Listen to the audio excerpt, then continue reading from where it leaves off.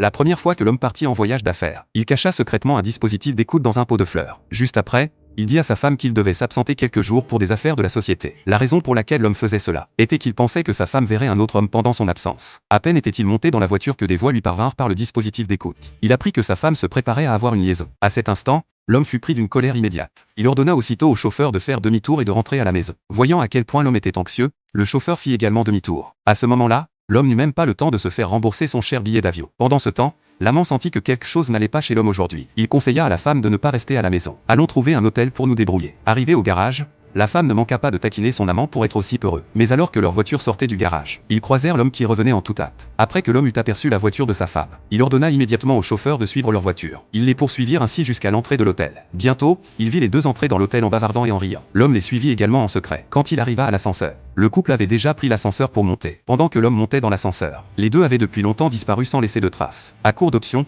l'homme courut à la réception. Il demanda qu'on vérifie dans quelle chambre se trouvait sa femme. De manière inattendue, le personnel, invoquant la protection de la vie privée des clients, refusa directement sa demande. N'ayant pas d'autre choix, l'homme retourna à l'endroit où sa femme avait disparu. Il voulait identifier la chambre de sa femme en écoutant les voix. Mais comme l'insonorisation de l'hôtel était excellente, il n'entendit absolument aucun son lié à sa femme. À ce moment-là, il aperçut par hasard une femme de ménage. Il se précipita vers elle et lui demanda si elle avait vu la femme sur la photo. Il s'avéra que la femme de ménage avait effectivement vu sa femme, et se rappelait qu'un homme l'accompagnait. L'homme chercha alors immédiatement une photo de cet homme, et la montra à la femme de ménage pour savoir s'il s'agissait de l'amant. La femme de ménage dit qu'elle n'avait vu que son dos et n'avait pas bien vu son visage. Bien que la femme de ménage n'ait pas vu clairement, l'homme était pratiquement certain qu'il s'agissait sans aucun doute de sa femme et de son amant. Il demanda alors d'urgence à la femme de ménage dans quelle chambre ils étaient allés. De manière inattendue, la femme de ménage refusa également pour cause de confidentialité des clients. L'homme anxieux sortit aussitôt de l'argent pour la femme de ménage. La femme de ménage, affichant un air enjoué, lui indiqua alors la bonne direction. Elle affirma qu'ils étaient probablement dans l'une des chambres au bout du couloir. Elle ne se souvenait vraiment plus du numéro exact de la chambre. L'homme n'eut d'autre choix que de marcher jusqu'au bout du couloir. Puis il appela immédiatement le téléphone de sa femme.